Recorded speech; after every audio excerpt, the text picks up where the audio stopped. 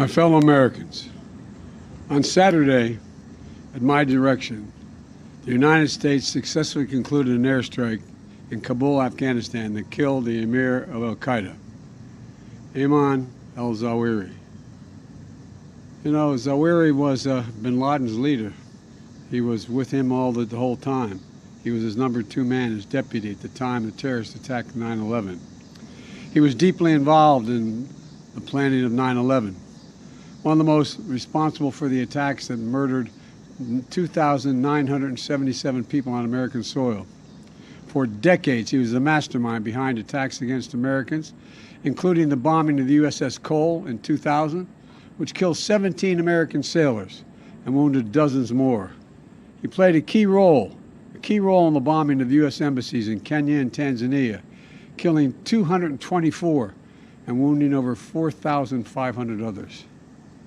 He carved a trail of murder and violence against American citizens, American service members, American diplomats, and American interests.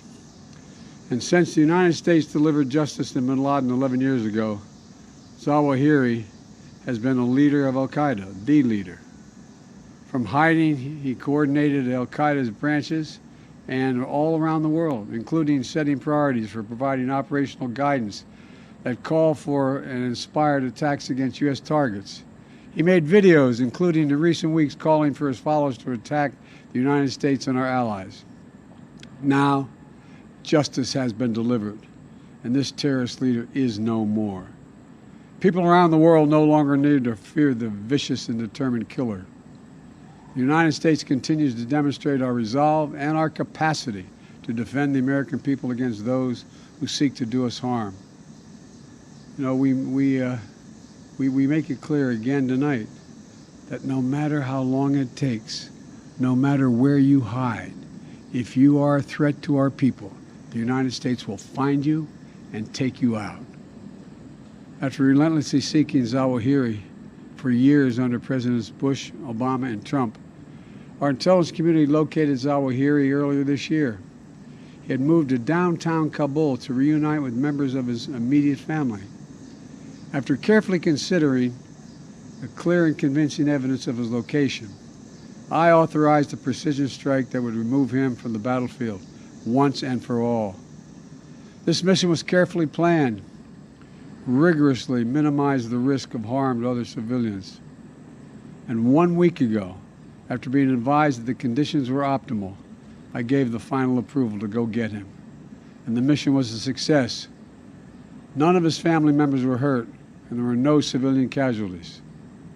I'm sharing this news with the American people now, after confirming the mission's total success through the painstaking work of our counterterrorism community and key allies and partners. My administration has kept congressional leaders informed as well. When I ended our military mission in Afghanistan almost a year ago, I made the decision that after 20 years of war, the United States no longer needed thousands of boots on the ground in Afghanistan to protect America from terrorists who seek to do us harm. And I made a promise to the American people that we continue to conduct effective counterterrorism operations in Afghanistan and beyond. We've done just that. In February, our forces conducted a daring mission in Syria that eliminated the emir of ISIS. Last month, we took out another key ISIS leader. Now we have eliminated the emir of al-Qaeda. He will never again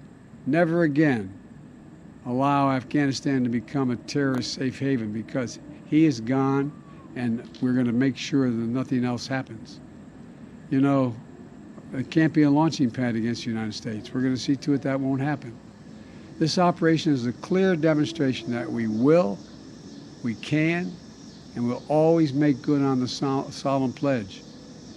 My administration will continue to vigilantly monitor and address threats from al-Qaeda, no matter where they emanate from. As Commander-in-Chief, it is my solemn responsibility to make America safe in a dangerous world. The United States did not seek this war against terror.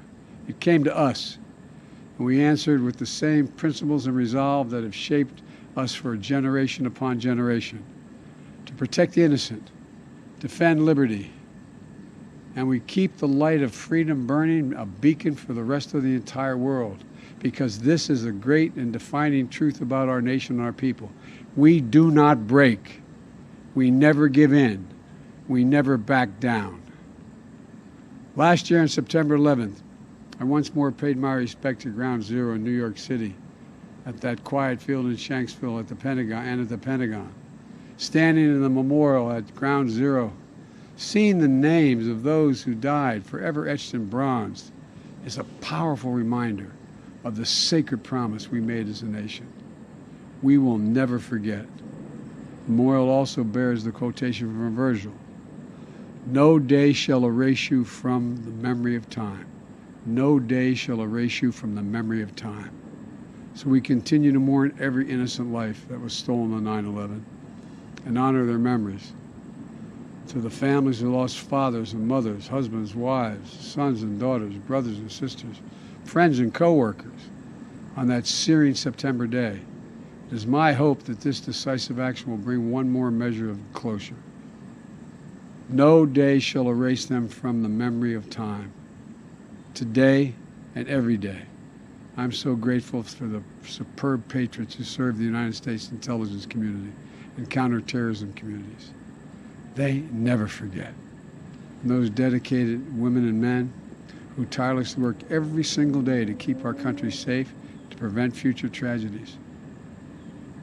It is thanks to their extraordinary persistence and skill that this operation was a success. They've made us all safer. And to those around the world who continue to seek to harm the United States, hear me now. We will always remain vigilant, and we will act, and we will always do what is necessary to ensure the safety and security of Americans at home and around the globe. Today, we remember the lost. We commit ourselves to the safety of the living, and we pledge that we shall never waver from defending our nation and its people. Thank you all, and may God protect our troops and all those who serve in harm's way. We will never give up.